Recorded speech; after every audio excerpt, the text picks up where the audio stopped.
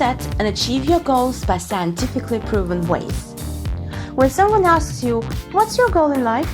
you tell them that you want to be a model. And you think it's your goal because you think about it all the time. You've already planned it in your head. But every day you sleep it off.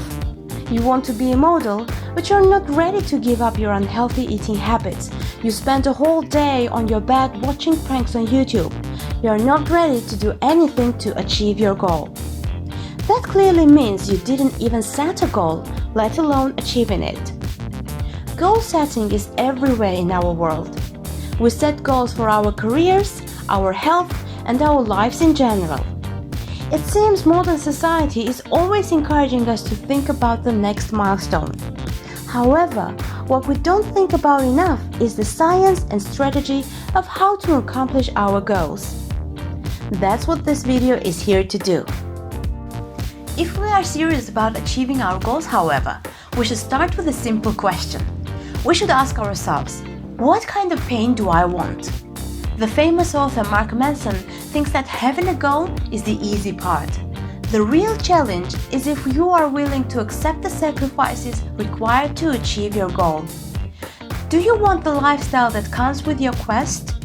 Do you want the boring and ugly process that comes before the exciting and glamorous outcome? It's easy to sit around and think what we could do or what we would like to do.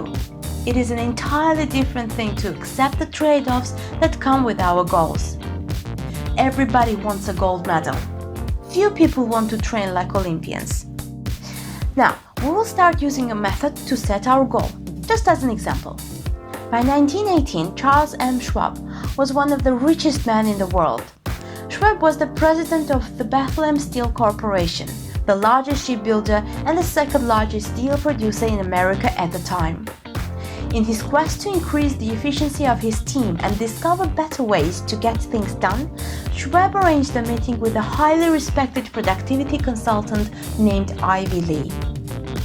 Lee was a successful businessman in his own right and is widely remembered as a pioneer in the field of public relations. As the story goes, Schwab brought Lee into his office and said, "Show me a way to get more things done. Give me 15 minutes with each of your executives." Lee replied. During his 15 minutes with each executive, Ivy Lee explained his simple daily routine for achieving peak productivity. 1. At the end of each workday, write down the 6 most important things you need to accomplish tomorrow. Do not write down more than 6 tasks. 2. Prioritize those 6 items in order of their true importance. 3.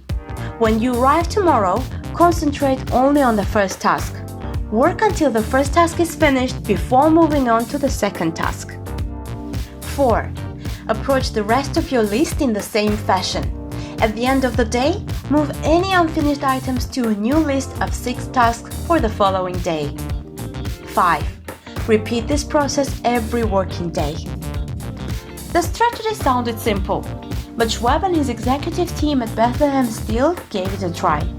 After 3 months, Schwab was so delighted with the progress his company had made that he called Lee into his office and wrote him a check for $25,000.